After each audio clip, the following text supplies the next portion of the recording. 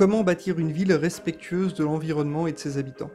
Il est assez simple de comprendre les évolutions du monde du bâtiment en France en comprenant l'histoire d'une fenêtre. L'histoire moderne de la fenêtre commence le 8 mai 1945. À ce moment précis de l'histoire, la très grande majorité d'entre elles ont été soufflées par les bombardements. C'est ainsi que des milliers de menuisiers se mettent au travail et recrutent de la main-d'œuvre, souvent venue des pays voisins, pour construire de nouvelles fenêtres. Mais les choses ne vont pas assez vite dans le monde du bâtiment, et l'urgence est criante. Il manque 5 millions de logements, la population s'entasse dans des appartements insalubres et presque en ruine. Le ministère de la Reconstruction urbaine, créé en octobre 1944 pour penser et mettre en œuvre la reconstruction, va largement s'appuyer sur l'industrialisation du bâtiment.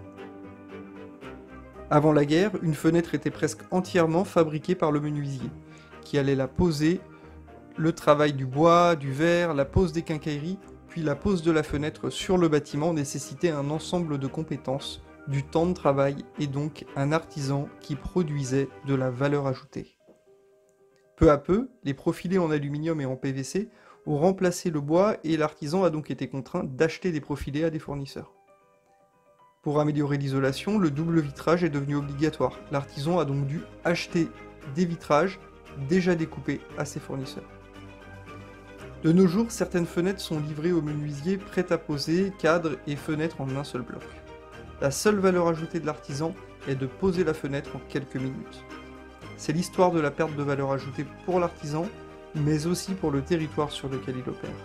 La valeur ajoutée a été peu à peu intégrée au produit pour finalement être conservée par le fabricant, qui bien souvent a délocalisé sa production dans un pays où la main-d'œuvre est moins chère. Cette histoire, c'est aussi celle du maçon, du plaquiste, du plombier et de l'électricien.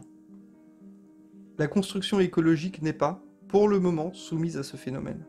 Construire écologique, c'est s'assurer de faire travailler des acteurs locaux en utilisant une compétence et des matériaux disponibles à l'échelle régionale. Alors si vous souhaitez en savoir plus sur cette façon de construire et sur ses avantages environnementaux, économiques mais aussi sociaux, nous sommes disponibles pour intervenir sur tous ces sujets. Merci et à très bientôt.